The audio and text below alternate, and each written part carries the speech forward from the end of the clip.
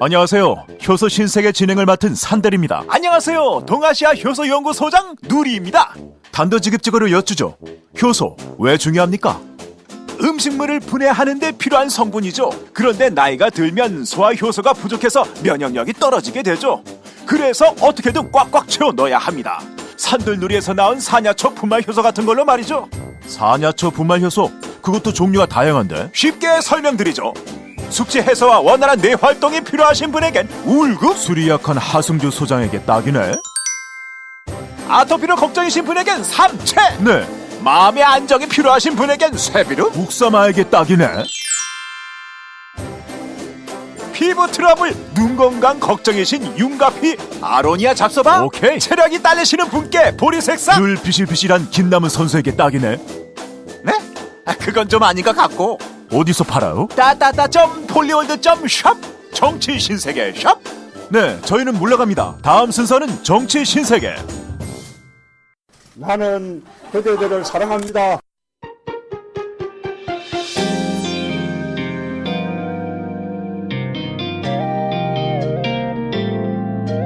이번 주 뉴스 다 챙겨 보셨나요?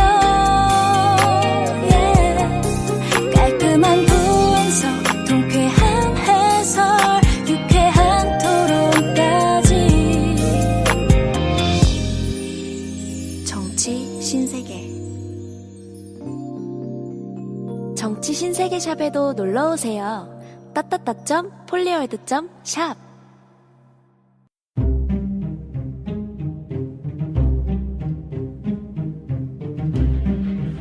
안녕하세요. 김남은입니다. 두려움을 무릅쓰고 불의를 세상에 알린 공익 제보자. 하지만 용감한 행동의 대가는 가혹하기만 합니다. 직장 내 따돌림과 개인이 감당하기 어려운 보복성 조치들, 어려워지는 생계, 가족에 대한 미안함. 공익을 지키기 위한 대가는 혼자서 지기엔 너무나 무겁습니다. 세상은 이들의 제보로 조금 더 나아졌지만 그들은 너무나 쉽게 세상에서 잊혀갑니다. 함께 사는 사회를 만드는 일을 이들에게만 맡기지 않기 위해 용기 내줘서 정말 고맙습니다 라고 전하기 위해 아름다운 재단이 어쩌다 슈퍼맨 캠페인을 시작합니다. 공익을 위한 선택이 후회로 남지 않도록 지금 아름다운 재단의 어쩌다 슈퍼맨 캠페인에 많은 참여 부탁드립니다. 어디선가 나타나서 생명을 구하고 정의를 지키는 영웅 슈퍼맨. 우리 주변에도 많은 슈퍼맨이 있습니다. 바로 공익 제보자입니다. 어쩌다 슈퍼맨이 되어야만 했던 그들에게 세상은 따뜻하지 않았습니다. 수많은 생명을 살린 2명의 간호조무사는 권고사직을 당했고, 장애인의 인권을 위해 싸운 선생님은 결국 사직했습니다. 어려움을 감내하고 있는 슈퍼맨들에게 이제 우리가 감사를 전해야 할 때입니다. 시민사회 지지 캠페인 어쩌다 슈퍼맨에 함께해주세요. 아름다운 재단. UBC 시청자 여러분, 정치 신세계 청취자 여러분, 안녕하세요. 권순욱입니다. 시작부터 혀가 꼬이네. 예. 예. 자, 아니, 우리 박범계 의원님 모셔가지고 제가 너무 떨어가지고. 왜 그래? 그냥 시작할게요. 박범계 의원님 나오셨습니다. 네, 반갑습니다. 네, 안녕하세요. 우리 예. 권 기자님, 오랜만입니다. 예. 야, 아니, 오늘 법사위가 길어져가지고 예상보다 지금 1시간 정도 늦어졌는데, 오늘 어떤 이슈가 있었어요? 오늘은 원래 이제 상임위에서 올라온 법안들 35건 처리하기로 돼 있었는데, 그 중에 외교안보 관련된 외통입법이 올라왔는데, 이제 강경화 외교부 장관이 나왔어요. 네. 그런데 법안 통과는 관심이 없고, 현안 질의로 들어가가지고, 권성동 법사위원장, 김진태, 자유한국당 간사를 포함해서 또 이용주 의원, 모신한 의원까지 전부 다 완전히 제가 이제 조리돌림이라 표현했는데, 그냥 한 번 정도는 현안 질의 할 수 있어요. 네. 그러니까 대통령 방중 외교라든지 또 지금 문제가 되고 있는 임종석 비서실장의 아랍에미레이트 방문, 이런 걸 한 번 정도는 짚어볼 수 있는데, 어떤 사람은 3번, 2번, 3번 막 그냥 계속 법사위원장까지 나서가지고 조리돌림 하듯이 뭐 근거가 없이 그냥 뭐 카더라 방송 찌라시 갖고 예, 하잖아요. 그렇게 해서 저하고 한번 또 붙었죠. 예. 예. 또 뿜으셨구나. 오늘은 이제 분노의 뿜, 예. 좀 뭐라 했습니다. 아, 진짜. 이렇게 편파적으로, 예. 뭐 자판기 뭐 마음에 들면 빼먹고 마음에 안 들면 안 빼먹고 하듯이 들쑥날쑥하면 어떻게 되느냐. 불공정 회의 진행이다. 이런. 그 면면이 진짜 화려하네요. 권성동 의원은 제 고등학교 선배인데 진짜 수치스러워요, 솔직히 개인적으로. 어떻게 거기 그 고등학교 고등학교인데 어떻게. 예. 진짜. 예, 그래서 뭐 권성동 위원장이 나중에 우리는 동업자인데 뭐 이렇게 얘기하길래 저는 권성동 위원장하고 동업할 생각 없습니다. 예. 진짜. 예. 잘하셨습니다. 저도 그 동문할 생각이 없습니다. 예. 강경화 장관 그 방중 관련해서 예. 또 주로 얘기 나왔겠네요. 네네, 안 그래도 뭐 그렇습니다. 그런 홀대론 이야기 나오고 혼밥 이야기 네, 나오고 네, 네. 언론 보도들이 계속 그렇게 나오고 야당 그렇게 정치 공세 펴고 예. 또 우리 내부라고 할 수 있는 사람들조차도 또 그 홀대론에 따라가고 하여튼 정신없는데 어떻게 보셨어요? 오늘 뭐 나온 그 법사위 예. 분위기까지 엮어서 한번.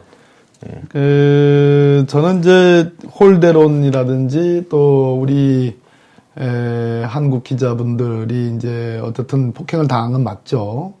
그런 연장선상에 있는 것들이 사실 그 문재인 대통령이 중국에 가서 시진핑 주석을 포함해서 중국의 권력 서열 1, 2, 3순위를 다 만났잖아요. 네, 4위까지 만났죠. 예, 4위까지 만났죠. 네. 그리고 네 가지 원칙에 대해서 양국 간의 합의를 이뤄냈고요. 그런데 처음에 일종의 우리 일부 언론이 일종의 프레임 같은 거를 설정하는 거 아닌가. 그렇게 생각이 듭니다. 예를 들어서 이번 방중의 최종 목표가 뭔가. 그랬을 때 작년에 느닷없는 박근혜 정부에서 국회와의 충분한 소통이라든지 또는 대국민 공감대 없이 네. 또 시진핑 국가 주석이 우려하는 부분이 있어서 그 부분에 대한 충분한 어떤 상의나 논의 뒤에 발표될 것으로 예측이 됐던 사드 문제. 실제로 그 당시 한민국 국방부 장관이 뭐 국회에 나와가지고 사드 문제는 연말쯤이나 가서 가닥을 잡을 수 있다라고 했는데 느닷없이 그렇죠. 박근혜 정부가 사드 결정을 한 거예요. 예, 그때가 7월이었나요? 8월이었나요? 7, 8월입니다. 예, 그러니까 중국 정부로서는 굉장히 놀랐을 거고요. 뒤통수 한 대 맞은 거죠. 그런 거가 아니겠어요? 그러다 보니까 중국의 일종의 이제 전인대를 앞두고 있는 시진핑으로서는 국내 정치용으로도 그렇고 그렇죠. 또 여러 가지 또 뭐 동아시아상의 어떤 중국이 갖고 있는 외교 안보상의 또 우려 같은 게 있을 수 있거든요. 예. 위상에도 흠집이 솔직히 가는 당연하죠. 거고. 그런 속에서 소위 사드 위기라는 것이 쭉 지속이 됐고 네. 중국과의 우리 뭐 최대 교육국 아니겠습니까? 네. 그럼에도 불구하고 한류가 철저히 봉쇄가 되고 또 한국 제품들 불매 운동이 되고 또 뭐 한국 기업들이 철수를 하는 그런 상황이 됐고 양국 간의 국민들까지 감정이 나빠졌단 그렇죠. 말이에요. 그러면 이번 문재인 대통령의 중국 방문은 딱 두 가지예요. 북한이 6번에 걸친 어떤 북핵 실험을 했고 수많은 그 미사일 도발을 했단 말이에요. 네. 심지어 ICBM에 육박할 정도의 대륙간 탄도미사일 실험 발사도 했고 그러한 한반도에 불어닥친 어떤 안보상의 위기. 두 번째 중국이 사드 문제에 관해서 지나치게 반응을 함으로써 한중 간의 교역이라든지 여러 가지 문제가 굉장히 악화된 상황에서 그것을 해소하는 거. 딱 두 가지인데 두 가지라는 관점에서 놓고 보면 결국은 문재인 대통령이 갔다 오셔가지고 지금 그 사드로 인한 중국의 어떤 경제 봉쇄라든지 경제 제재가 풀릴 것으로 거의 확신이 되는 워딩들이 나왔단 말이에요. 이미 뭐 풀리고 있잖아요. 풀리고 있고요. 네. 자, 두 번째. 중국이 처음으로 한반도에서 전쟁은 있을 수 없다. 그리고 북핵 용인할 수 없다. 네. 북핵 포기 네. 등등의 대원칙을 천명한 것은 처음입니다. 그럼 두 가지, 처음이었군요. 네, 그렇지 않습니까? 그렇다면 이 두 가지를 달성을 한 거거든요. 네. 그러면 그런 관점에서 이번에 대중국 외교가 성공했는지 안 성공했는지를 판단을 해야 되는데 괜히 비본질적인 이것이 뭐 혼밥이니 홀대니 거기서 어디 더 나가서 뭐 우리 기자들 맞은 것이 네. 어떤 우리 국민들의 자존심을 주권을 침해한 것처럼 침소봉대하는 일까지 벌어진 거예요. 저는 그것은 처음부터 이 방중외교에 대한 일부 언론의 어떤 비판적인 프레임이 작동을 했고 그것을 그대로 밀고 나간 그런 언론상의 문제가 있다라는 점을 지적 안 할 수가 없는 거죠. 이게 대통령께서 중국 가시기 전부터 나왔거든요. 그렇죠. 이제 홀대로 나온 시점을 보면 아니 솔직히 말해서 처음에 중국 가셨을 때 네. 그 외교 차관보 나온 거 그거 가지고 지금 홀대론 이야기가 나온 건데 근데 그 만나기 이전부터 홀대론이 나왔어요. 그렇죠. 네, 준비 과정부터. 그러니까 처음부터 작정하고 홀대론을 이야기한 것 같아요. 그리고 혼밥이라는 프레임도 기가 막히지 않습니까? 혼밥. 그럼 트럼프도 우리 한국 왔을 때 혼밥한 건가요? 그 논리로 따지면 그러게 말이에요. 트럼프 대통령도 한국에 왔을 때 계속 우리 쪽 인사들하고 밥 먹은 게 아니잖아요. 그렇죠. 트럼프까지 갈 일도 아니고, 그 당시에 찬양에 맞지 않았던 박근혜 대통령이 10번, 중국 방문했을 때 10번 밥 중에 그 혼밥이 2번이었다고 그래요. 네. 우리 언론들의 표현에 의하면. 그리고 우리 대통령, 지금 문재인 대통령 3번인데, 네. 2번이나 3번이나 뭐 비슷비슷해요. 그러게. 중요한 거는, 혼밥으로 비판하는 저 대목이 어떻게 중요하냐면, 오늘 강경화 장관도 그런 얘기를 했어요. 네.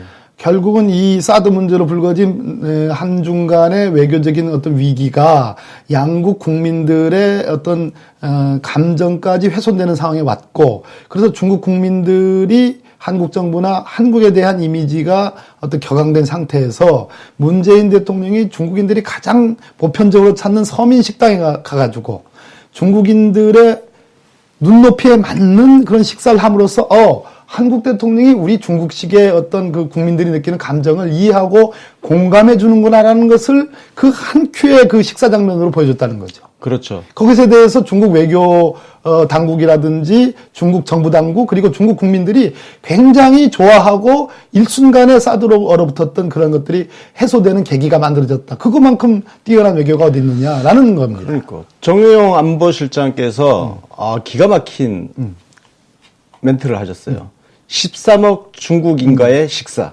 아하, 좋네요. 아주. 네, 그죠? 맞습니다. 예. 사실 저희가 아직은 스피커가 조금 작아서 알려지지 않았지만 네. 그 대통령께서 식사하신 것에 대한 의미를 중국 전체 인민들과 아침 식사를 함께 했다라고 해석을 최초로 한 게 저희입니다. 아, 그래요? 이미 지난주 토요일에 했습니다. 그렇군요. 아, 예. 네. 지난주 토요일부터 계속 그렇게 네. 떠들었는데, 예. 아직은 오직 키우셔야 돼요. 아니, 그나저나, 사실, 이번 방중 보도를 보면, 그 기자들이 폭행 당한 것은 정말 유감스러운 일이죠. 안 된 일이죠. 또 있을 수 없는 일입니다. 그렇죠. 네, 맞습니다. 유감스러운 일인데, 네. 우리 많은 시민들이 그 장면에 대해서 기자들을 편들어주지 않은 것은 방중 전부터 그리고 방중 내내 굉장히 악의적인 기사를 많이 썼기 때문이거든요. 특히 지금 일반 시민들 같은 경우는 가짜 뉴스에 대한 대책을 많이 물어봐요. 예. 예, 이건 뭐 독일 같은 경우는 그런 책임을 묻는 제도적 장치도 있고 그렇다고 그러는데 우리는 가짜 뉴스를 언제까지 이렇게 방치할 거냐 이렇게 여쭤보거든요. 예. 이제 가짜뉴스는 이미 그 지난 대선 기간 동안에 굉장히 핫한 이슈였죠. 네. 그래서 저희 선대위에는 가짜뉴스 대책팀도 있었고 그랬는데요.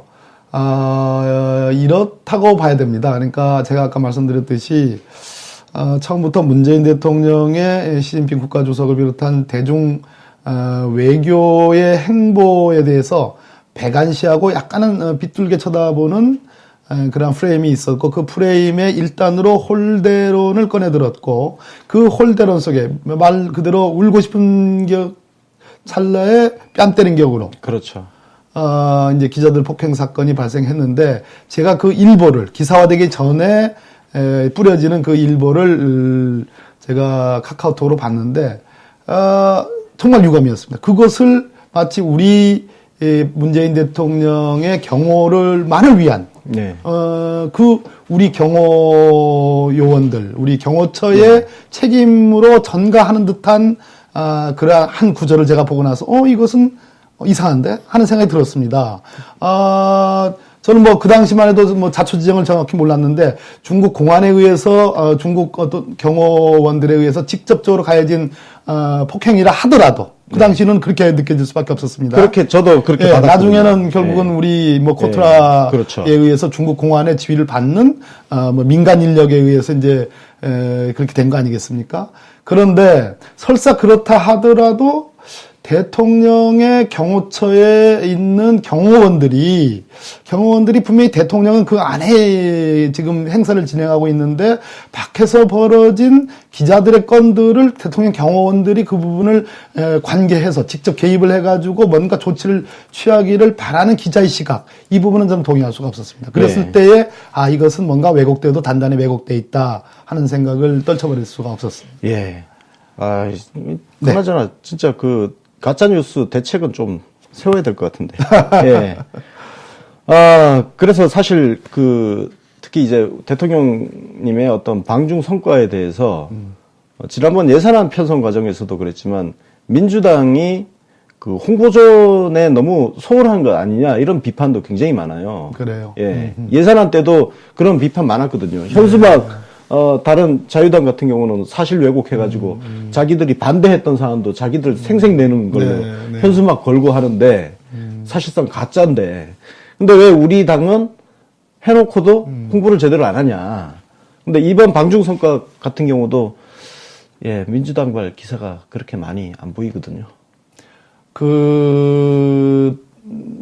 솔직한 얘기로 이 부분에 대한 대형 스피커가 특히 외교안보에 정통한 스피커가 제가 보기에는 충분하지 않다 하는 생각을 들고요. 그 다음에 이제 당연히 뭐 당의 스피커는 당대표, 원내대표, 최고위원들 이렇게 돼 있는데 외교안보 전문가들은 없으시죠. 없고 두 번째는 마침 또 뭐 추미애 당대표를 보면 저도 마찬가지입니다만 대러시아 외교를 위해서 러시아 다녀오셨죠. 뭐 특히 이제 IOC에 의해서 러시아 선수단의 입국이 지금 배제가 되고 개별 선수단 차원에서 오는 단계에서 그 문제에 대해서 굉장히 노력을 했는데 아무튼 그런 공석이 있었고 또 원내대표는 원내대표로서 또 직접적으로 대야 창구 역할을 해야 되니까 속 시원하게 언제나 공격만을 할 수는 없는 입장이에요. 여러 가지 법안이라든지 그전에는 예산이라든지 그런 어떤 카운터파트로서의 역할이 있기 때문에 한계가 있을 수 있습니다. 그래서 어찌됐든 우리 뭐 대통령과 우리 저 민주당을 참 지지하고 참 걱정해 주신 우리 지지자분들의 입장에서는 어떻게 대통령 방중 성과를 효율적이고 매우 그 어떤 임팩트 있게 정말 제대로 왜 그걸 홍보하지 못하느냐, 그러한 질책은 겸허히 받겠습니다. 네. 감사합니다. 네. 왠지 그냥 감사합니다. 이런 말씀만 들어도, 저희들은 굉장히 고마워합니다. 그리고 이 언론 보도 아까 이야기 이어서 하면, 언론 보도에 대해서 사실, 노무현 대통령님도 그랬고, 우리 박범계 의원님도 한때는 정말 언론하고 조금 각설고 싸우셨던 분인데 그때처럼 그렇게 하라는 의미는 아닌데 언론 보도에 민주당이나 소속 의원들이나 너무 순한 양처럼 있다는 비판도 굉장히 많습니다.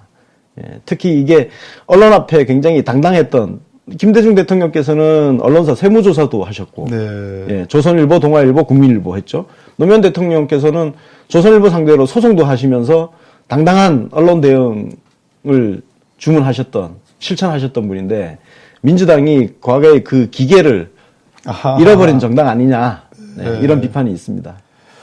우리 권순우 기자님의 뭐 지적도 일리가 있고 아마 그렇게 제가 뭐 김대중 대통령께서 하셨던 세무조사 또 노무현 대통령께서 하셨던 사실 뭐 우리 뉴스 뭡니까 뭐라 그러죠? 그걸 또 폐지하고 그랬지 않습니까? 기자실을 오픈형, 개방형 브리핑룸으로 바꿨고, 또, 건거리 청와대 또 정부 관련된 오보가 나오면 다 소송도 하고, 제가 주무 비서관이기도 했어요. 법무 비서관이었으니까. 아, 그러네요. 법률 검토를 했으니까. 이런 측면을 조금 이해는 좀 해주실 필요는 있습니다. 그러니까 기계 있게 당당하고 원칙적으로 대응을 하라. 옳으신 네. 말씀입니다. 당연히 그래야 되고요. 저는 문재인 대통령께서 그렇게 하고 계시다고 보는데 다만 문재인 대통령의 스타일과 문재인 대통령이 적어도 노무현 대통령이 어떤 참여정부 때의 그 패턴을 그대로 이어받고 있습니다. 네. 근데 달라진 점이 뭐냐? 제가 보기에는 훨씬 더 인내력이 있고 네. 세련돼졌다. 네. 그러니까 뭐 두 분의 어떤 성정 차이도 있습니다. 네. 그런데 제가 보는 견지에서는 뭐 시원시원하지 않을는지 모르겠으나 훨씬 더 한 번 경험한 국정 컨트롤 타워의 비서실장으로서 경험했던 그러한 참여정부 초기에 어떤 다소간의 그 어떤 그 굳이 일으키지 않아야 될 갈등도 있었거든요. 네. 그런 점을 누구보다 잘 알고 계시기 때문에 혹시 뭐 기계에 차이 가지고 혹해하지는 않을는지 모르겠으나 조금 이런 것을 국정 전반을 잘 이렇게 강약을 조절해가는 그러한 것으로 좀 이해를 좀 해달라는 그런 말씀도 드려봅니다. 예. 예. 저는 사실 그런 측면으로 이해를 하고 있습니다. 아, 그렇습니까? 예. 참여정부 때처럼 그렇게 해서는 안 된다는 어떤 반성적인 측면. 그렇군요. 조금 더 영리하게, 현명하게. 그렇게 가는 측면도 있는데, 그렇다면 저는 이제 좀 아쉬운 거는 청와대가 직접 그렇게 하는 것은 좀 부담이 되겠지만, 개별 국회의원들은 좀 한번 해볼 수 있지 않을까? 저는 그 생각하거든요. 제가 만약에 국회의원이면 어떤 잘못된 보도라든지 악의적인 보도에 대해서는 제가 정론관 앞에 가서 뭔가 이야기를 할 것 같단 말이에요. 그런 국회의원들이 안 보이는 거. 당장 또 대변인단도 물에 물 탄 듯 술에 술 탄 듯 그래서 기사도 안 나오는 그런 대변인 논평 나오고 이런 불만들이 좀 있습니다. 예. 뭐 할 법한 할 만한 지적이고 비판 예. 맞습니다. 예. 답답합니다. 답답하지만 예. 예. 네, 뭐 예. 이해는 합니다. 네. 이거 노무현 대통령님 이야기 나오니까 우리가 그 인연을 여쭤보지 않을 수가 없어요. 우리 의원님 같은 경우는 예. 노무현 대통령님 그때 후단협 사태 때 판사직 사표를 던지고 예. 나오셨잖아요. 예, 맞습니다. 예. 예. 하도 많이 했던 얘기들이고 예. 이제 벌써 오래됐죠? 정치권에 오래 계셨던 네. 분들 또 고참 기자분들은 다 아는 내용이지만 최근에 뭐 계신 분들은 모르시는 분들도 아직 많아요. 계실지도 모르겠네요. 예전에 후단협이라고 후보 단일화 협의회 2002년도 예, 그런 게 있었습니다. 만약에 2017년에 우리가 능히 쉽게 잘하면 똘똘 뭉쳐서 하면 이길 수 있는데 뭐 예를 들어서 문재인 후보하고 무슨 누구 후보하고 뭐 무조건적으로 아무 조건 없이 단일화해라. 단일화하지 않으면 역적이다. 또 1등 가는 후보가 단일화 안 하면 그 2등 가는 후보에게 또 양보해야 된다. 뭐 이런 프레임은 지금으로서 용납할 수 없는 예. 거잖아요. 그 당시에 이제 정몽준 후보라고 있었는데 단일화 하라고 단일화 하지 않으면 새천년 민주당의 적통 후보인 노무현 후보 지지를 철회하겠다. 뭐 이런 흐름들이 있었죠. 네. 그게 후단협이죠. 예, 그 급기야는 이제 촉망받는 젊은 정치 리더. 지금은 너무나 우리 당에서 오셔가지고 저하고 아주 가까우신 분이 됐는데 뭐 오늘 실명은 말씀 안 드리겠습니다. 예. 그분의 탈당도 있었고. 뭐 다 알아요. 김민석 아, 민주연구원장. 또, 아니 그 과거는 과거니까 그렇게 또 털고 가는 거죠. 그래가지고 제가 그냥 예. 뿔이 나가지고 그냥 쓰이 나서 바로 그냥 사표를 냈죠. 사표를 내고 법복 벗고 이제 노 대통령 후보 이제 법률 특보가 되면서 선대위에 결합했고 그게 2002년 10월 18일. 10월.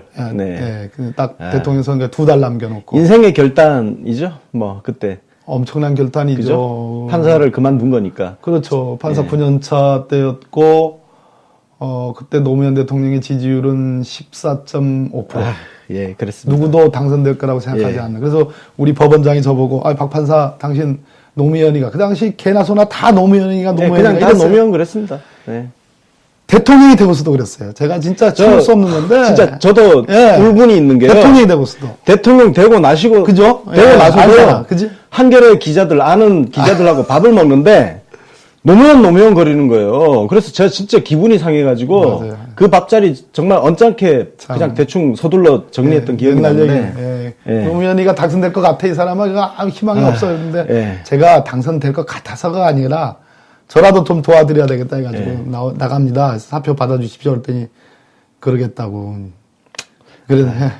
그랬죠. 예. 그랬습니다. 그때 유시민 작가 대표적인 게 인생을 전환시킨 분들이 대표적인 두 분이죠. 예, 우리 박범계 의원님하고 유시민 작가. 아니 근데 그게 굉장히 어떤 반전을 이뤄내는 그 맞습니다. 포인트가 됐었습니다. 근데 이제 돼지저금통. 네. 근데 제가 사표 내고 조인 선대위에 들어오면서 그 원인 탓은 그것만의 이유는 아니겠지만 일주일 만에 한 7, 80억이 모금이 되고 그러니까요. 반전의 기회가 됐고 일주일 뒤에 대통령 후보 지지율이 14%에서 17%로 뛰는 그런 그렇습니다. 효과가 있었습니다. 그때 확실히 그 유시민, 박범계 이 아이. 쌍두마차의 등장이 반전을 이루는 하나의 포인트가 됐었습니다. 저 기억이 생생하거든요. 예. 자, 그렇게 소위 이제 친노 정치인, 그 뒤로는 친문 정치인, 그런 꼬리표를 계속 달고 사셨잖아요. 네. 근데 요즘 우리 그 많은 지지자들은 그 대통령님과의 인연을 또 소중하지만 그 정치인의 정치적 발언이라든지 행적을 가지고 평가를 하는 분위기가 있어요. 네. 예. 친분 관계만 가지고 판단하지 않겠다. 이런 흐름 좀 아세요? 아니 뭐 당연히 그러겠죠. 네. 사람의 과거 없는 현재가 있을 수 없는 거니까. 네. 그 행적은 매우 그 사람을 평가하는데 중요한 척도가 된다고 생각합니다. 네. 어쨌든 과거의 행적은 긍정적으로 작용을 하겠지만 네. 미래를 시민들은 이제 미래를 보고 있으니까 아, 현재와 네, 미래. 네. 예. 하여튼 그런 지지자들하고 예. 예, 이런 소통의 끈을 잘 연결시켜 주셔서 네. 우리 지지자들 실망 안 시켜준. 뭐 지금은 뭐 워낙 예. 반갑습니다. 지지자들 칭찬이 자자합니다. 그냥. 네. 그러시네. 고맙습니다. 네, 열심히 하겠습니다. 자, 오늘 보니까 내년 지방선거 일정이 드디어 나왔습니다. 그런가요? 예, 일정이 나왔더라고요. 근데 작년에 우리 의원님 대전시당 위원장 예. 되셨잖아요. 예, 그렇습니다. 예. 근데 지금 우리 대전시 같은 경우는 우리 당의 권선택 예. 시장이 그죠? 시장직 예, 상실됐죠? 의원직이. 예. 누가 나가요, 이제? 혹시 의원님? 아니 뭐 이런저런 무슨 하마평에도 오르고 네. 그러는데 솔직하게 이제 권선택 시장님이 우리 지방자치 역사에서 대전은 첫 민주당 출신의 시장이셨거든요. 예. 첫 당선인데 당선되고 나서 시장 취임한 뒤에 바로 그 수사가 이제 표적 수사거든요. 네. 그 수사가 시작이 돼서 그러니까 임기 내내 3년 동안 수사와 재판으로 사실상 괴롭힘을 당한 거예요. 그러니까 대전시정에 그럼에도 불구하고 성실하게 대전시정을 이끌었죠. 네. 그런데 저는 뭐 아무튼 최대한 방어를 위해서 노력을 했는데 안타깝게도 대법원에서 이제 시장직 상실이라는 그런 판결이 네. 나왔습니다. 정치자금법 위반인데 선거법 위반은 아니지만 정치자금법 위반이다. 즉 선거 활동은 아니지만 정치 활동이다. 저는 뭐 그것이 왜 어떻게 구분되는가에 대해 이해가 할 수가 없어요. 기묘한 논리가 또 예, 나왔군요. 그러니까 이제 고명하신 또 대법관님들의 이제 소위 탁상머리 재판이라고 저는 보는데 뭐 정치인이 하는 건 다 정치 활동이고 선거 활동이다 이렇게 보든지 아니면 선거 활동이 아니니까 정치 활동도 아니어서 무죄로 보든지 뭐 이렇게 좀 뭔가 좀 정리를 해줘야 되는데 선거 활동은 아니지만 정치 활동이다. 이건 좀 말이 좀 안 맞잖아요. 그래서 안타까움을 금할 길 없습니다. 그래서 이제 내년 지방선거 얘기가 나오는데 뭐 여기저기에서 이제 뭐 대전시장 출마를 해라 이런 권유도 있고 요구도 있습니다. 근데 네. 진짜 한 번도 생각해보지 않았는데요. 네. 지금은 정말 제가 국회의원으로서 뭐 우리 권 기자님 아시다시피 뭐 잘하는지는 모르겠지만 열심히는 하잖아요. 최선을 다해서. 잘하고 계십니다. 아이, 감사합니다. 네. 또 뭐 제가 적폐청산위원장이라는 당의 최고위원으로서 맡고 있는 역할도 있고 그래서 중앙정치의 역할과 대전시정을 뭐 책임져 달라는 그런 역할 요구에 대한 어떤 고민들을 지금 진짜 해보려고 합니다. 네. 아직 무엇도 하나 결정된 바는 없습니다. 알겠습니다. 예. 이번에 그 정발이 혁신안 예. 보셨죠? 예. 예. 그거 어떻게 평가하시는지? 워낙 많은 그 양들을 그 짧은 기간 동안에 잘 정리를 해줬습니다. 네. 우리 최재성 위원장님을 이제 장으로 하는 우리 정발이가 집권당으로서 오히려 이때야말로 우리 더불어민주당이 뭐 50%를 넘는 지지율을 갖고 있는데 이때야말로 제대로 혁신할 수 있는 기회다라는 그런 문제의식하에 모토는 딱 하나입니다. 그러니까 당원들에게, 권리당원들에게 권한과 역할을 부여해 주자. 그래서 진정으로 100만 이상, 지금 뭐 150만까지 됐잖아요. 180만? 더 그 이후로 더 늘어났죠. 180만으로 제가 알고 있는데. 예, 그래서 당원들에 의해서 당의 주요 의사가 결정이 되고 집행이 되는 구조를 만든다 하는 그 모토는 대단히 잘 된 거고요. 예. 결국은 그러한 모토가 170, 80만의 권리당원을 우리 당이 확보할 수 있는 정말 우리 정당사에 있어 본 적 없는 그렇죠. 전대미문의 그러한 지금 대변혁을 만드는 동기를 부여를 했죠.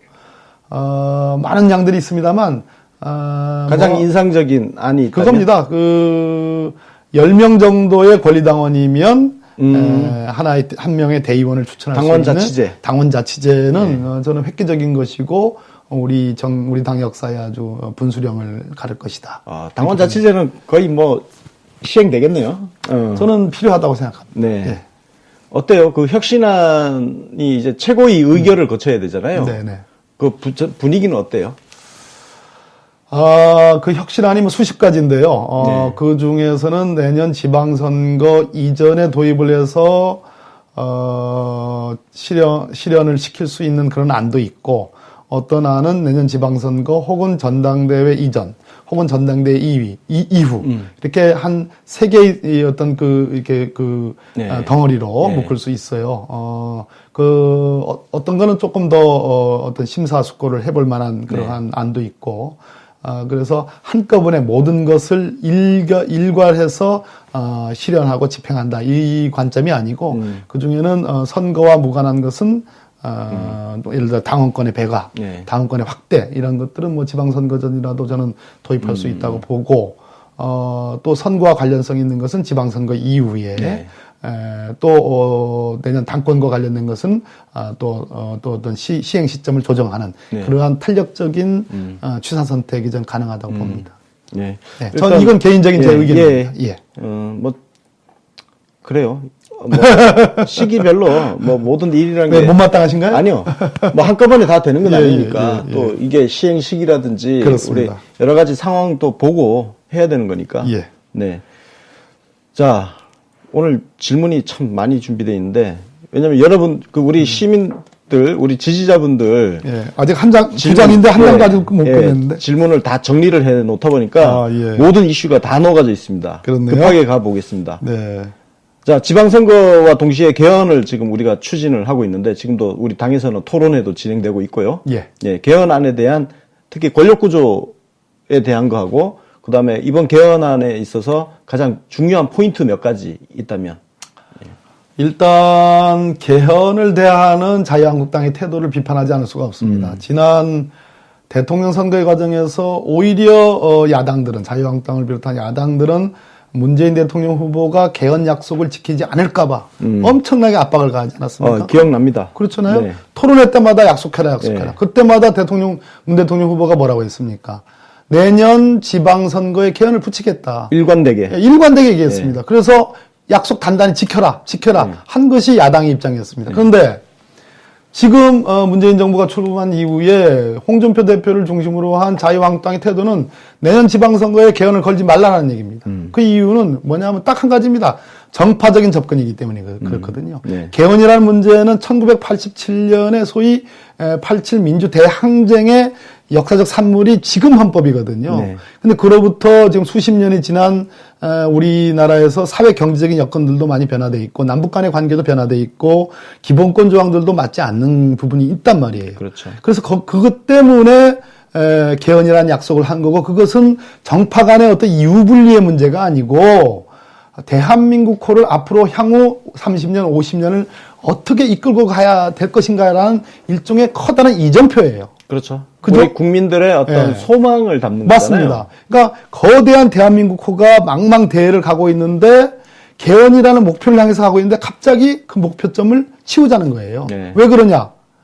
개헌 사항 중에 제가 보기에는 지방분권이나 기본권 조항 이런 것들은 국민들이 쌍수를 들어 환영할 만한 내용들입니다. 특히 문재인 대통령께서 연방제 법원과는 지방분권공화국을 만들겠다. 그래서 뭐 자치, 입법, 행정, 복지, 재정 이 네 가지 부분을 헌법에 담겠다.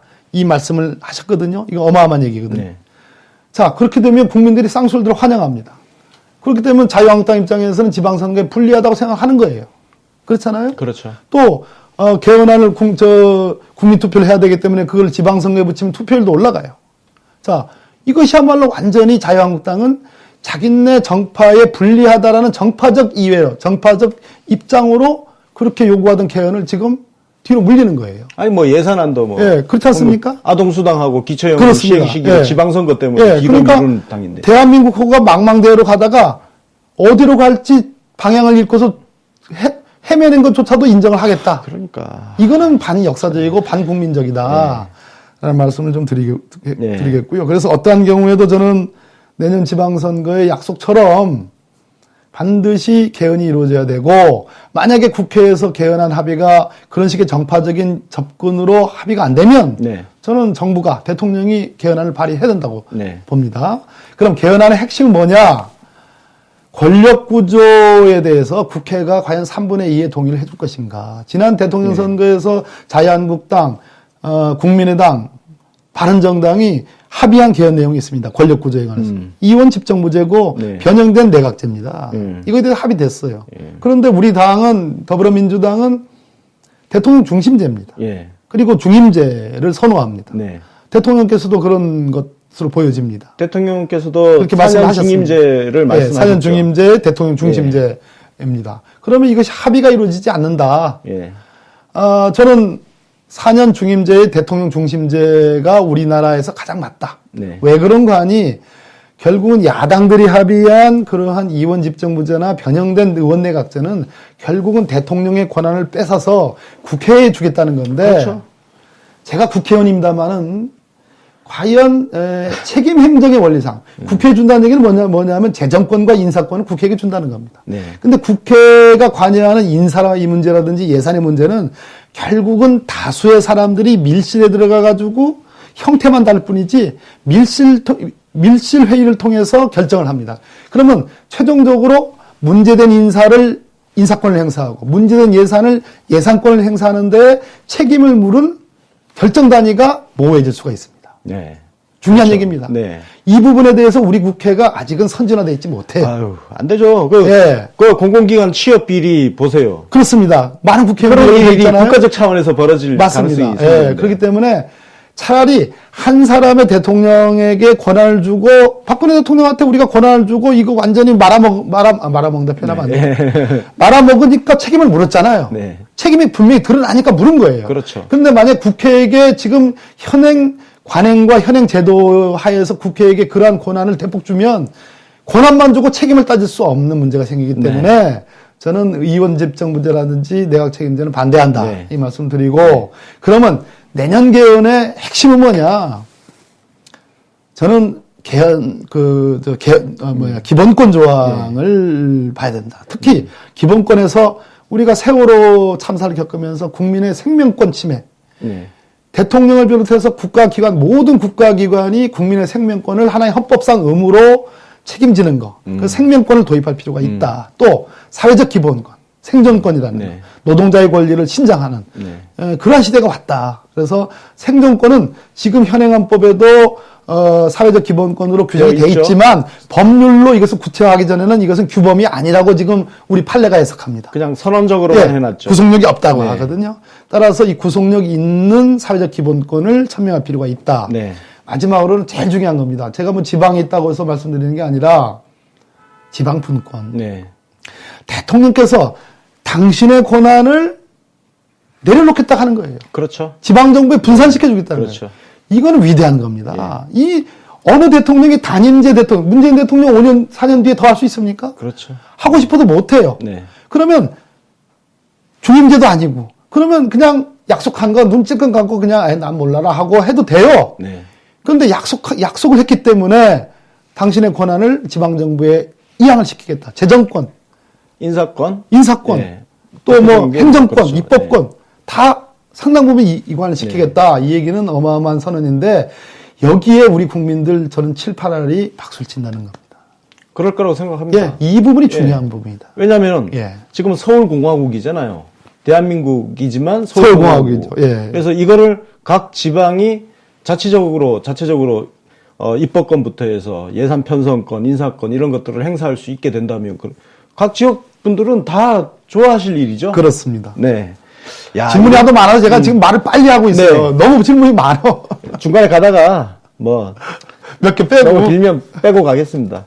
아니 지금 그거 얘기 나오니까 네. 권성동 법사위원장 생각이 납니다. 네. 그 강원랜드 취업 청탁 연루도 돼 있고 그런데 이거 지금 제일 큰 불만은 언제까지 저 법사위원장을 봐야 되느냐 그리고 검찰 수사는 어떻게 되느냐. 제가 오늘도 법사위에서 권성동 법사위원장을 바라보면서 네. 이렇게 편파적으로 법사위를 운영할 거냐. 어떻게 기준들이 들쑥날쑥하고 어떻게 당신 마음대로 하는 거냐. 네. 그러면서 도대체 강경화 외무부 장관, 외교부 장관을 질책을 할 만한 자격과 그런 도덕성 갖춘 거 맞냐? 제가 오늘 그렇게 했습니다. 직격탄 날리셨네요. 예, 그렇게 했습니다. 잘하셨습니다. 자, 지금 오늘 뉴스 중에 강원랜드 채용 비리와 관련해서 염동열 의원 수사하겠다, 검찰 소환하겠다는 기사가 나왔습니다. 네. 근데 권성동 의원에 대해서, 권성동 위원장에 대해서 그런 아직은 아니다라고 얘기를 해요. 자, 염동열 의원은 정말 법사위원도 아니고 법사위원장도 아니고 힘없다고 어떻게 보면 백 없다고 수사하고 소환하고 네.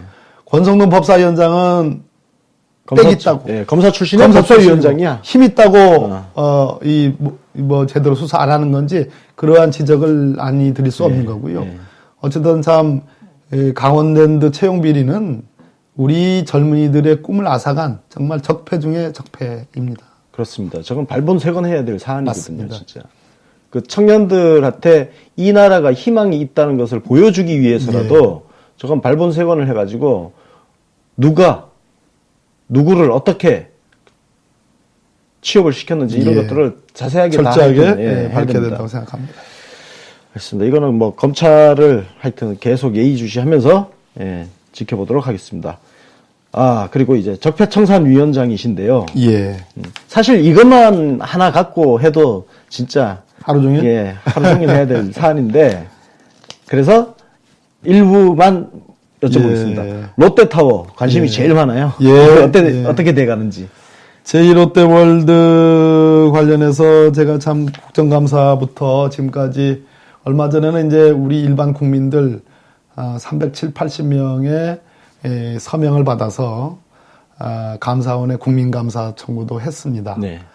제1롯데월드라는 게 이명박 대통령이 취임한 직후에 공군의 TF가 만들어져 가지고 그동안 국가안보와 안전을 이유로 공군이 결사반대해가지고 사실 노무현 대통령도 약간 귀가 솔깃해졌었어요, 잠시. 네. 그러다가 당시에 공군이 대통령 이름 절대 안 됩니다. 이거 만약에 제1롯데월드 허가하면 국가안보상의 커다란 위험을 초래합니다라는 정말 주장을 받아들여가지고 노무현 대통령께서 그러면 안 되는 겁니다 라고 결론을 냈어요. 네.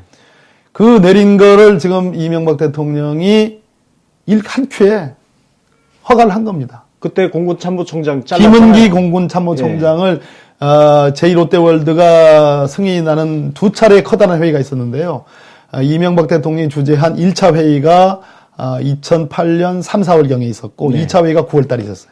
그 2차 회의에서 딱 사실상 제1롯데월드 승인이 가시화되면서 그날 김은기 공군참모총장 제1롯데월드 승인을 반대하는 김은기 총장이 전격 경질이 있었습니다. 네, 그래서 제가 최근에 만나봤어요. 어, 그때 참 한탄하는 겁니다. 이거는 일개 기업의 그러게. 민원을 위해서 국가 안보를 팔아 거와 다를 바 없다. 아, 김은기 총장님도 근황이 진짜 궁금하네. 그분도 대전에 소재하는 예. 그 정보통신대학 아, 교회 총장님으로 가 한때 그 국방부 장관 물망에도 오르셨었는데. 예, 지난번 이제 송영무 예. 장관님하고 같이 네. 경합했었죠. 예. 예, 다 충청도 분들입니다. 나중에 뭐 하셔도 될 것 같습니다. 예. 아니, 그런 분들이 국방부 장관을 해야 좀 우리가 안보 튼튼하죠. 네. 아, 그리고 지금 국정원 적폐 수사 예.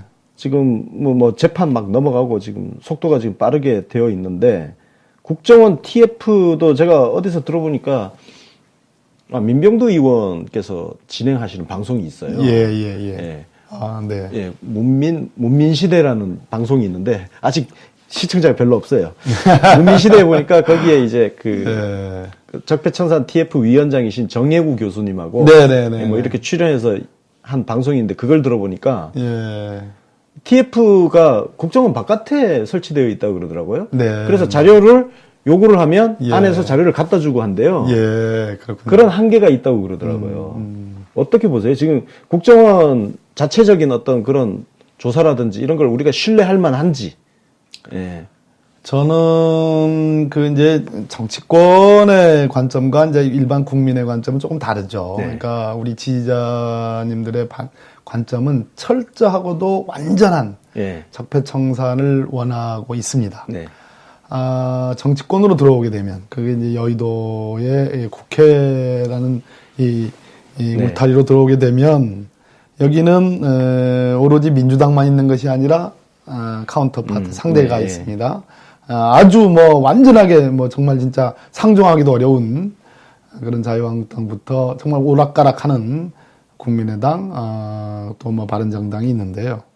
그러다 보니까 정치권의 언어로 놓고 볼 때 저는 국정원 이번 정혜구 위원장님을 위원장으로 하는 국정원 적폐청산 국정개혁위원회 네. 개혁발전위원회의 역할과 그 휘하의 적폐청산 TF의 역할은 상당히 의미가 있다. 다소 미흡한 부분, 예를 들어서 유우성 간첩 조작 사건이라든지 또는 그 참 가슴에도 아픈 노무현 대통령 그 논두렁 시계 이런 것들에 대한 뭐 완전한 어떤 어떤 조사가 좀 미흡한 부분이 있으나 그럼에도 불구하고 우리 역사상 그래도 적폐청산과 관련된 조사의 ABC를 제대로 밟았다. 네. 현재 서울중앙지검의 수사의 거의 8, 9할은 다 국정원 적폐청산 TF에서 수사 의뢰된 사건들을 하고 있거든요. 네. 그런 측면에서 저는 어려운 조건에서 뭐 국정원을 이끌고 계시는 서훈 국정원장님이나 또 여러 뭐 차장 기조실장 네. 또 국정원 적폐청산 TF 국정원 개혁발전위원회의 노고를 저는 평가를 하는 편입니다. 네. 자, 이것과 관련해서 지난번에 문무일 검찰총장이 기자간담회 그 발언한 게 약간 오해를 불러일으켰던 게 있어요.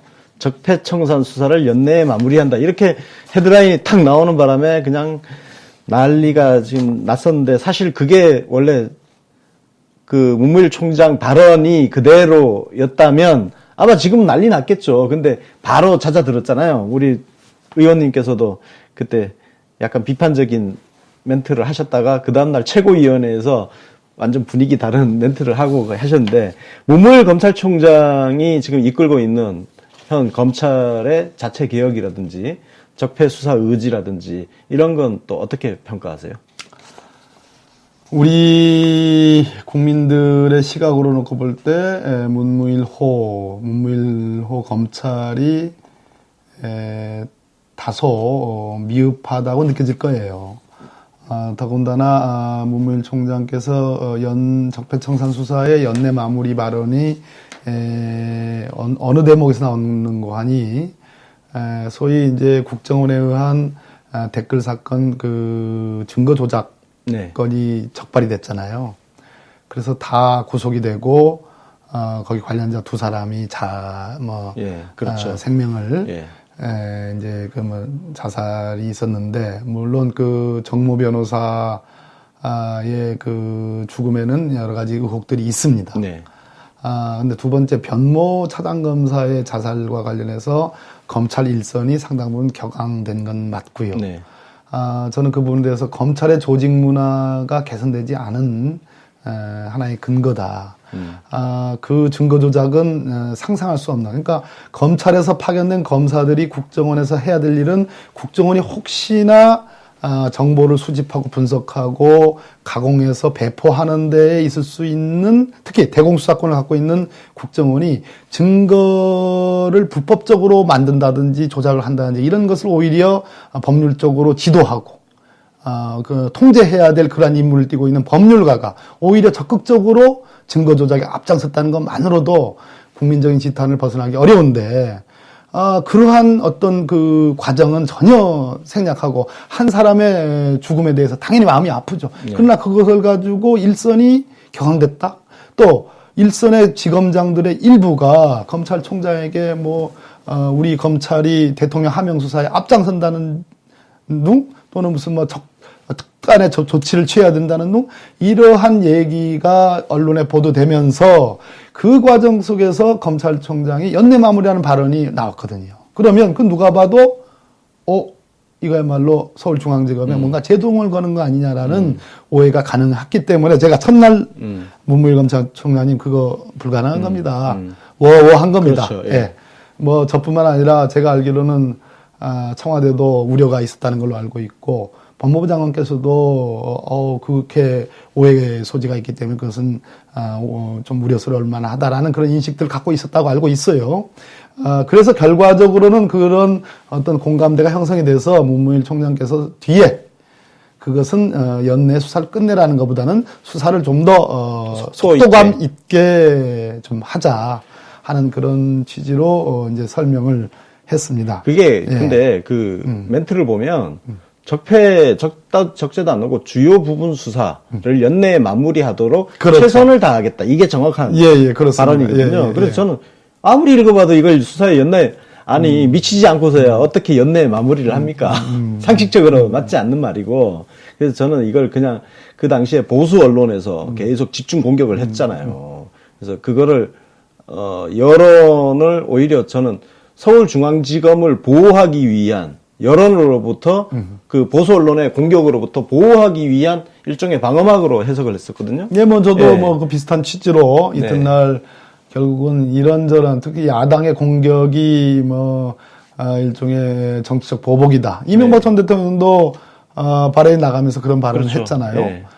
그런 발언을 했고 거기에 일부 언론들이 보수 언론들이 가담해가지고 일종의 빨리 끝내라 그랬죠. 피로감 선동을 하기 선동 선동했죠. 피로감에 이제 구호를 재창하기 시작했죠. 그렇죠. 그래서 무슨 피로감 우리가 지치지 말자. 저도 그런 운동을 지금 하고 있습니다만은 어찌됐든 우리 문무일 검찰총장을 바라보는 관점은 이렇게 정리하는 게 좋겠습니다.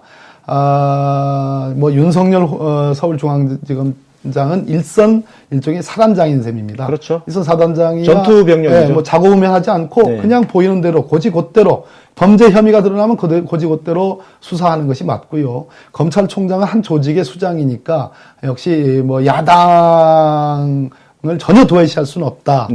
이런저런 비판을 또 수용을 할 수 있는 그러면서 또 조직을 다독이는 우리 검찰이 한순간에 변할 수는 없는 거거든요. 그렇죠. 그렇기 때문에 공수처 얘기를 하는 겁니다.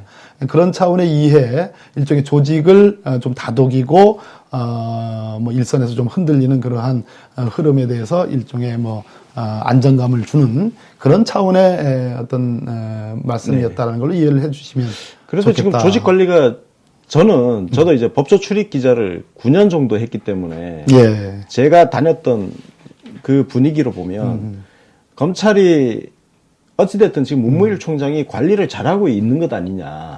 예를 들어서 보수 언론 중심으로 그때 뭔가 검찰에서 뭔가 반발 기류가 있다는 어떤 그런 흐름의 기사를 계속 보내면서 예. 부추긴 거거든요. 예. 검찰 내부에서 뭔가 들고 일어나기를 예. 부추기는 그런 기사를 쓴 거예요. 근데 전혀 검찰 내부에 그런 움직임이 없었단 말이에요. 그렇습니다. 그 자체로 저는 문무일 총장이 조직을 잘 관리하고 있는 것 아니냐. 예. 만약에 관리를 제대로 하지 못했다면 보수 언론이 그렇게 부추기고 하면 진짜 부안해동 해가지고 무슨 연판장을 돌린다든지, 예? 뭐 검찰총장, 뭐 내부 게시판에 검찰총장, 뭐 정권에 하명 수사나 받을 것 같으면 사퇴해라, 뭐 이런 걸 올라올 법한 상황이었거든요. 네. 예, 저는 하여튼 뭐 문무일 검찰총장님 좋겠습니다. 우리 권순욱 기자님이 아주 모든 부분에 대해서 다 예리하게 비판적인데, 이 대목은 상당히, 좀 이렇게 보호를 해주시네요. 고맙습니다. 그렇게, 문재인 정부, 문재인 대통령께서 임명한, 조직의 장들에 대해서 충분한 어떤 기회와 일할 수 있는 그런 공간들을 확보해 주는 것은 대단히 중요하다고 생각합니다. 네, 아니 그러다가 진짜 만약에 뭔가 머뭇거리고 분위기 이상하다 그러면 바로 그냥 총 들고 가는 거예요. 그 명을 가짜 조집니까? 예, 그럼요. 네. 자, 그 다음에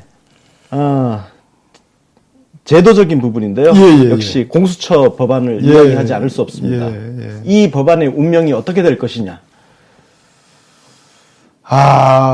우리 정말 UBC를 시청하고 자주 듣는 애청자 우리 지지자 여러분들께 한곡한 제가 호소를 드립니다.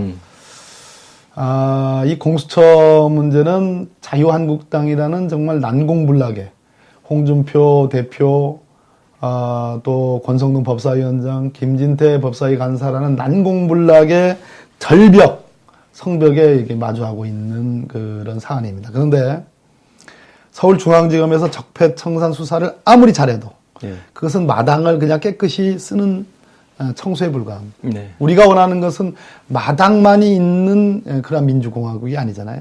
깨끗한 마당 위에 잘 건설된 정말 국민들과 함께 제대로 된 공화국을 만들어 갈 수 있는 그러한 의사당, 그러한 정부, 그러한 건물을 원하는 거거든요. 무너진 담장도 바로 세우고. 무너진 담장도 바로 세우고요. 화단도 가꾸고. 예, 그렇습니다.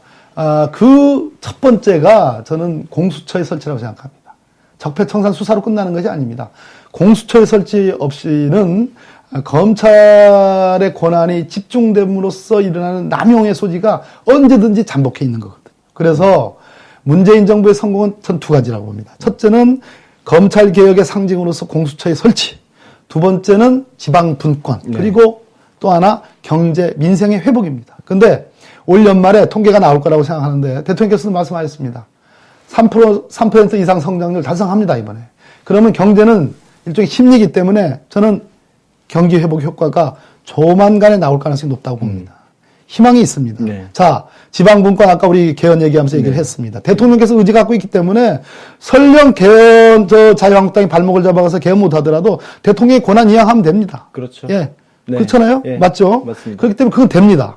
자, 남은 게 권력기관 개혁입니다. 그 중에 검찰 개혁이고 그 중에 핵심은 공수처입니다. 그러면 우리 뉴비시, 우리 시청자님들은 공수처 막 수사에만 환호하지 마시고 공수처 설치에 대해서 정말 뜨거운 열광적인 지지를 해주셔야지 그 힘으로 우리는 자유한국당을 돌파한다.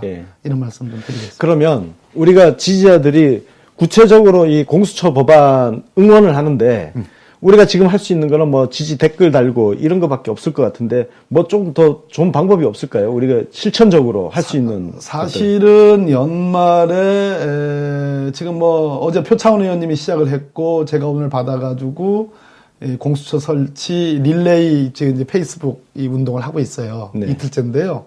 이거 말고 연말에 사실은 국민 필리버스터를 해보려고 사실은 이제 저희 적폐청산위원회 위원님들하고 의견을 교환 중에 있었습니다.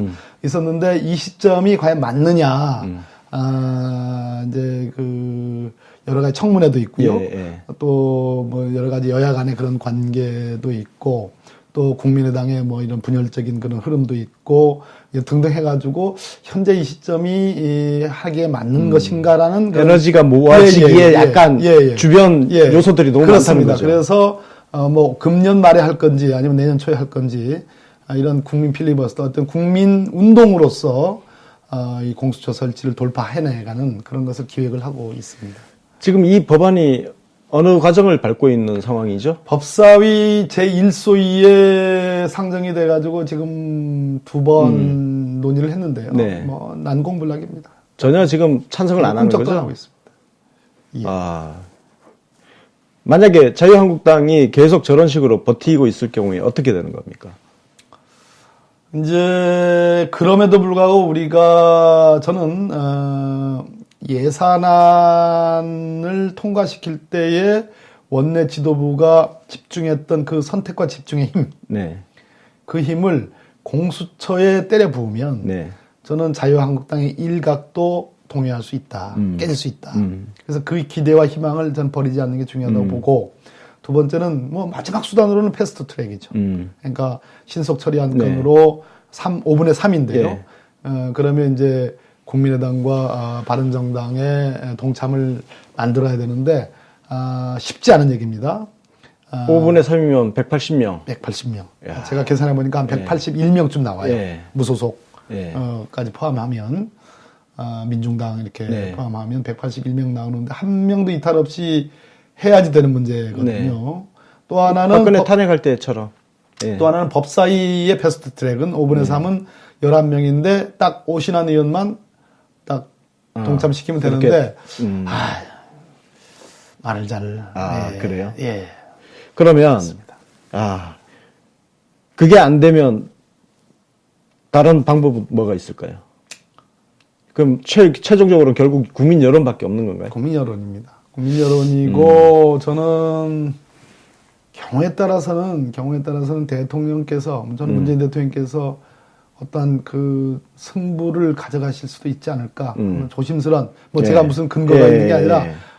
그분이 진짜 그 강력한 의지를 갖고 적폐청산과 계시니까요. 공수처 검찰 개혁에 대해서는 진짜 남다른 네. 그런 의지가 계시기 때문에 좀 그것도 기대하는데 어떤 수가 있을는지는 한번 어떻든 우리 국민의 뭐 70% 이상이 지금 지지하는 거 아니겠습니까? 그렇죠.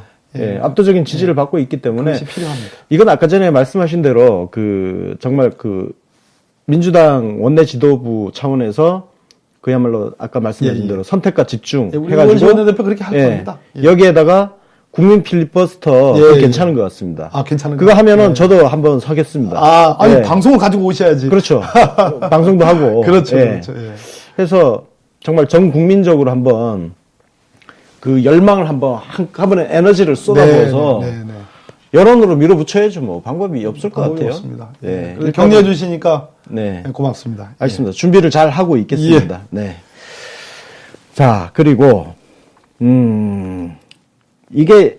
이것도 사실 만만치 않은 과제예요. 검경 수사권 조정. 오늘은 이거 패스. 패스? 너무 시간- 골치 아파요? 지금 너무 길어?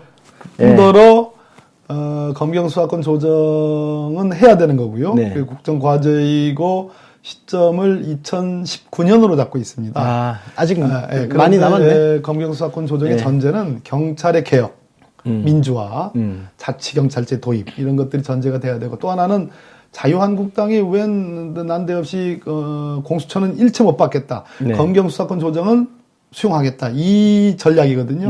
그렇기 때문에 지금 국면은 공수처로 집중을 할 사안이지 검경 수사권 조정이 자칫하면은 개도구록도 다 잃게 되는. 이게 선택과 집중이네요. 그렇습니다. 예, 뭐 어차피 2019년이니까 지금 당장 우리가 거기에 에너지를 쓸 필요는 없을 것 같습니다. 그러나 뭐 내년에는 문재인 대통령이 좀 당기셨습니다. 네. 내년 지방선거 전에는 관련 기관들이 안을 내라. 그리고 합의를 시도해라. 이런 그 지시를 했기 때문에 내년 초에는 아무튼 내년 1월 1, 2월간에 걸쳐서 공수처를 한번 승부를 보고 그 뒤에는 검경수사권 조정도 활발한 논의는 필요하다고 봅니다. 검경수사권 조정은 지금 뭐 보니까 나름 각 부처에서 준비를 하고 있는 것 예, 같아요. 예, 맞습니다. 특히 경찰 쪽은 뭐 대통령님 말씀도 계셨고 해가지고 신났죠. 요즘에 예. 요즘에 경찰이 신났습니다. 자체 개혁안을 예. 진짜 열심히 만드는 것 같아요. 제가 근데 한 가지만 우리 경찰 제가 참 사랑합니다. 예, 참여정부 때부터 제가 검경 수사권 특히 뭐 경찰 수사권 독립에 대해서 상당히 강조를 했던 사람인데요. 지금 경찰이 그러다 보니까 업돼 있어요. 그래서 여러 부분에 이렇게 수사 뭐 삼성을 포함해서 뭐 또 한진그룹 조 회장 예, 뭐 그렇죠. 사건 뭐 등등 많은 수사 특히 지금 미국으로 도주하다시피 한 그 중수부장 아, 이인규? 예 있지 않습니까? 예. 관련된 사건이기도 한데요. 예. 홈앤쇼핑 수사도 예. 경찰이 하고 있습니다. 이 수사를 한번 건들면 끝장을 봐야 되고 결론을 내야 됩니다. 그런데 어제 말이에요. 예. 어젠가 오늘인가 지금 그 목동병원 아, 신생아 사망 사건. 연쇄 사망 사건에 대한 압수수색을 8시간 반 했거든요. 네. 경찰이 들어가지고. 예. 그런데 제가 알기로는 그 압수수색을 하러 간다는 것을 미리 그게 알려졌어요. 기자들한테 알렸구만. 알려졌어요. 이런 식으로 하면 안 돼요. 언론 플레이 하면 안 돼요. 네, 이런 식으로. 제가 알기로는 분명히 알려진 걸로 알고 있어요. 저는 그 누군가 언플을 했다고 그래서 생각합니다. 그 압수수색이야말로 정말 밀행성. 예.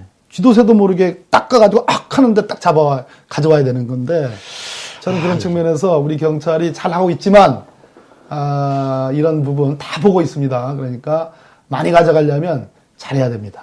예, 그런 진짜 점으로. 그렇게 하면 안 돼요. 예. 아니, 과거에 제가 그 선거법 위반 2007년도에 그 수사할 때 제가 몸담고 있던 로펌에서 수사 협조를 안 해주니까 어떻게 협박을 했냐면 우리 로펌 대표 변호사님한테 카메라 기자 대동해가지고 압수수색 오겠다고. 네. 아니 그게 뭐야? 무슨 압수수색을 카메라 기자 대동해서 압수수색을 와? 참나. 아니, 그때 제가 선거법 위반 재판 받은 게 별게 아니고요. 공개적으로 특정 후보와 정당을 지지하거나 반대하는 거 그 법이 잘못됐다고. 권선욱 기자 깜빵 갔다는 소리는 내가 못 들었어요. 선고유예 10만 원 벌금 10만 원 선고유예. 이거 창피해라. 자 이명박 이야기 좀 하죠. 그럽시다. 예, 다스. 누구 껴? 이건 누구 거예요? 여기 끝나고 이제 다스베이다 가시잖아요. 예. 거기 다스베이다 가시면은 이 이명박 다스 이야기 주로 하시나요? 아마도 오늘. 그죠? 예, 그래서 김어순 총수가 주로 이거 계속 물어보네요. 예, 맞습니다. 요 정도만 정리를 좀 할게요. 예. 결국은 이 적폐청산 수사의 종점이 어디냐? 네. 종점이 어디입니까? 이명박이죠. 우리 전 국민이 다 알죠. 전 국민이 다 알고 있고 전 국민이 바라는 거예요. 예, 그렇죠. 그렇지 않습니까? 근데 느닷없이 지금 임종석 비서실장 뭐 UAE 방문 글을 막 견강부의 식으로 뭐 소설을 쓰고 있잖아요. 자유한국당이. 자, 왜 그럴까? 청와대는 분명히 아니라고 그랬습니다. 네. 아니고 이것은 거기에 파견된 우리 국군에 대한 격려 차원이고 또 한국과 UAE 간의 어떤 정보 교류를 포함해서 여러 가지 외교적 관계를 격상시키고 네. 오늘 아마 윤영찬 홍보수석, 국민소통수석의 일부 브리핑을 보면 박근혜 정부에서 다소 관계가 네. 좀 소원해졌던 바레인과의 관계도 좀 정상화하는 네. 그런 차원 정도는 지금 설명이 돼 있어요. 네. 그런데 저는 말이죠. 이명박 전 대통령이 왜 갑자기 지난번에 바레인으로 갔을까? 그러게요. 진짜 궁금하죠? 궁금하죠? 예. 바레인을 갔으면 그 옆에 있는 UAE를 가지 않았을까? 예. 가지 않았을까? 예. 좀 뭐 근거는 없습니다. 예. 예. 갔다 왔는지는 잘 모르겠습니다. 근데 뭐 갈 수도 있고 안 갈 수도 있겠죠. 그런데 아무튼 그런 게 있고요. 과거에 우리 19대 국회 때 산자위에서 자원외교, 자원비리 관련된 청문회도 하고 그랬어요. 그때의 원전 비리와 관련돼서 제대로 이게 파헤치지 못했습니다. 네.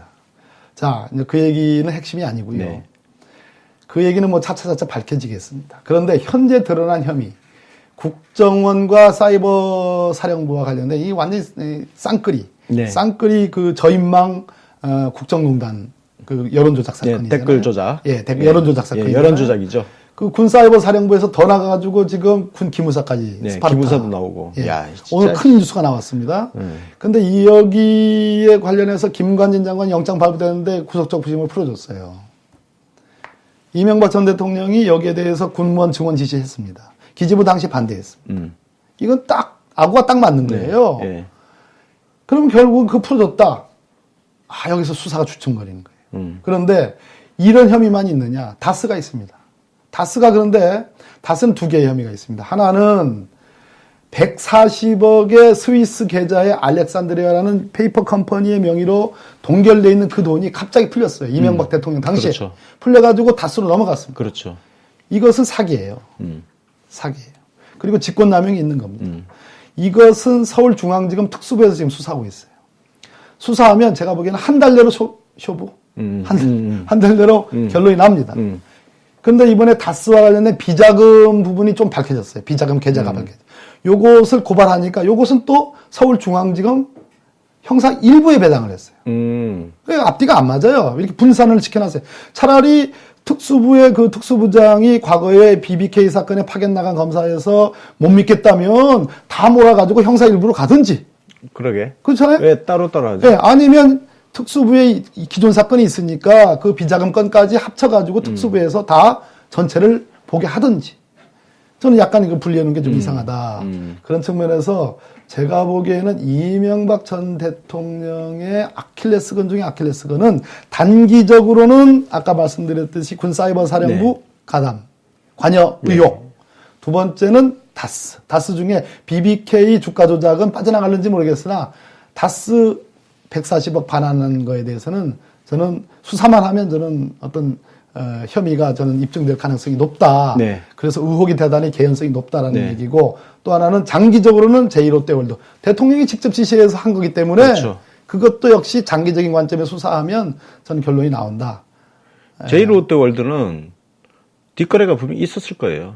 이게 그렇지 않고 설명이 안 되는 부분이 이게 있죠. 상식에 부합하는 추론인 거죠. 예. 왜냐하면 그걸 추론이라고 해줘야 됩니다. 예, 추론이죠. 예. 왜냐면 국방 안보 위기까지 초래해가면서 맞습니다. 국방부 공무참모총장이 반대하는 걸 그렇게 밀어붙일 정도면 맞습니다. 아무것도 없이 맨입에 그걸 해준다고? 자, 이건 뭐 오늘 다스베이더 가셔서 많은 주로 하실 것 같아요. 김어준 총수가 워낙 다스에 관심이 많아가지고 그 지금 다스계 플란다스 얘기 아시죠? 예, 뭐 새로운 얘기들은 아니고요. 예. 조금 이제 전문적인 얘기들이라 그것을 좀 보충 설명하는 그런 내용들입니다. 뭐 시간 됐으니까 마지막 질문 하나 던지겠습니다. 우리 시청자 여러분들 아쉽겠지만 또 일정이 계셔가지고 보내드려야 됩니다. 나중에 또 모시겠습니다. 요즘 언론이 특히 최근 들어서 노무현 대통령 시절처럼 극렬 문파라는 프레임을 저는 언론 지면상에 언론이 문파라는 용어 사용하는 것 자체가 굉장히 반인권적이라는 생각을 갖고 있거든요. 왜냐면은 문파? 이게 과거 노빠 할 때도 혐오하는 의미를 담아서 쓰는 거거든요. 이런 용어를 버젓이 지금 사용을 하고 있단 말이에요. 그래서 지금 사실 우리 지지자분들이 지금 그 언론으로부터도 그렇게 공격을 받고 있는데 심지어 뭐 같은 지지자라고 하는 사람들도 저 사람들은 너무 극렬한 것 같아, 과격한 것 같아, 뭐 이렇게 좀 하는 그런 것도 좀 있어요. 이런 분위기는 좀 들어보셨어요? 아니, 들어보는 게 아니라 저도 매일매일 확인하죠. 네. 저도 제 하루 일과 중에 빼놓을 수 없는 일과는 SNS상에 나오는 여러 가지 올림글들, 반응들 확인하는 건데요. 네. 어떻게 생각하시는지, 어떻게 보고 계시는지. 제가 부산에 가서 소위 이제 문카페, 문팬 뭐 이런 이제 문재인 대통령 지지하시는 분들 강연을 하는데 이런 얘기를 했습니다. 노무현 대통령 때 아까 제가 노무현이가 네, 그랬어요. 대통령이 되기 전에도 그랬고 대통령이 되고 나서도 상식계나 있어 보이고 참 배움도 높아 보이는 분들이 개나 소나 참 저도 참 막말입니다. 이건 진짜 그랬어요. 노무현이가 했습니다. 그리고 끝까지 지켜드리지 못했습니다. 네. 그 퇴임 이후에 그 2008년 서울지방국세청 조사 사국에 느닷없는 특별세무조사 박연차 그리고 5개월 뒤에 중수부의 수사 과정에서 우리가 충분히 잘 대응하지 못했습니다. 네. 근데 그 대응하지 못한 거는 결국은 참여정부 때 우리 지지자들이 너무 쉽게 깨졌다 하는 그러한 쉽게 깨졌죠. 아쉬움이 있습니다. 저도 뭐 그때 예. 최후에 남아있던 소위 노빠라고 하는 사람들이 나중에 숫자가 별로 안 되더라고요. 그렇습니다. 예. 그래서 문재인 정부의 우리 정말 문재인 대통령을 열렬히 지지하고 그러한 지지하는 분들이 하나의 세를 형성해서 대통령 선거에서 이겼고 지금 뭐 70% 이상의 대통령의 높은 지지율을 구가하는데 저는 대단히 결정적인 기여를 하고 있고 이러한 흐름을 뭐 문바니 뭐 어떤 그런 극렬 뭐니 이런 식으로 매도하고 폄훼하는 것에 대해서 결단코 반대합니다. 네. 이러한 흐름들은 당연히 저는 고양돼야 되고 충분히 격려받아야 돼 마땅하다고 생각하고요. 다만 중요한 것은 우리가 대단히 이제는 한 차원 업그레이드된 아까 저는 세련됐다고 표현했는데 이걸 수정하겠습니다. 우리 권순욱 기자께서 말씀하신 영리한 그리고 현명한 일종의 사회운동. 그건 대통령이 시켜서도 아니고 민주당이 시켜서도 아닙니다. 그러한 하나의 거대한 직접 민주주의를 실천해 가는 하나의 거대한 시민사회 운동의 일환으로서 우리 문재인 대통령의 지지 그룹들이 기능을 했으면 좋겠다. 그것은 누가 시켜서가 아니고 그렇죠. 자발적인 것이고요. 창조적인 것이고 또 어떤 경우에는 상당한 정도의 예의를 좀 갖춰서 할 필요도 있고 그래서 매우 현명하고 아주 고도로 잘 이렇게 정제된 그러한 흐름이었으면 좋겠다는 바람을 갖고 있습니다. 예, 그렇게 하고 싶은데 예의를 갖추면 말귀를 못 알아듣더라고요. 예. 안 되면 할 수 없습니다. 아니, 다만, 지금 다만 저희들 사실은 제가 아까 정발위의 민주당 개혁안 중에 당권의 강화운동, 권리당원들의 당권의 강화운동에 사실 최초의 그 제 생각의 발단은 문재인 대통령을 지지하는 이런 분들이 당원의 이름으로 들어오고 그 당원의 이름으로 우리 당의 정책 결정에 참여하고 집행에 참여하는 그러한 선순환 구조가 만들어지면 좋겠다 하는 그런 바람을 갖고 있는데 혹시 이 개중에는 당원이라는 이런 당의 울타리가 아닌 자유스럽게 의견을 개진하는 방식으로 문재인 정부를 돕는 그런 의견도 계시니까 그것은 뭐 일괄적이지는 않겠습니다. 예. 지금 우리 지지자들이 사실 굉장히 힘든 하루하루를 보내는 게요. 포털 사이트 가서 댓글 방어. 이게 뭐냐. 우리 대통령 관련 기사에 악플이 엄청나게 달린단 말이에요. 그럼 그거 방어하러 또 가가지고 쉽게 해서 선플 막 달고 방어하는 댓글 달고 예산안 한다 그러면 진짜 대통령님 공약부터 해가지고 이거를 자세하게 공부해가지고 팩트 체크해가지고 싸운단 말이에요. 아니 평소에 직장생활 해야지 팩트 체크해가지고 댓글 달러 가야지. 그래서 그 민주당에서 가짜뉴스 대책만이라도 좀 만들어주면 정말 좋겠다는 바람을 좀 가져봅니다. 좋습니다. 예, 당에서 조금 한번 최고위원이시니까 면밀히 검토하겠습니다. 대책 뉴스, 가짜뉴스 대책, TF. TF. 자, 우리 의원님 바쁘신 와중에 오늘도 법사위 좀 늦어져가지고 부랴부랴 오셔가지고 너무 감사하고요. 그리고 좋은 말씀도 감사드리고. 아주 저도 이 말씀을 나누면서 아주 신나게 잘 했습니다. 아주 좋습니다. 방송. 그럼 마지막으로 그냥 우리 지지자분들한테 한번 시청자분들 인사하시고. 네, 우리 뉴비씨 애청자 여러분 그리고 권순욱 기자를 사랑하고 잘 격려해 주시는 우리 여러 팬 여러분 너무나 이 방송 나오니까 좋습니다. 시원시원하게 하고 싶은 얘기 뭐 가감 없이 다 할 수 있어서 좋았습니다. 그것이 뉴비씨의 장점인 것 같습니다. 더욱더 문재인 정부 그리고 민주당 정부의 성공을 위해서 우리 함께 노력해 나가자는 말씀 드리겠습니다. 마지막 말씀까지 너무 감동적이었습니다. 감사합니다. 자, 그럼 아쉽지만 오늘 순서는 여기서 마치도록 하겠습니다. 여러분 다음 시간에 또 뵙도록 하겠습니다. 내일 전해철 의원님 인터뷰에서 봬요. 감사합니다. 감사합니다.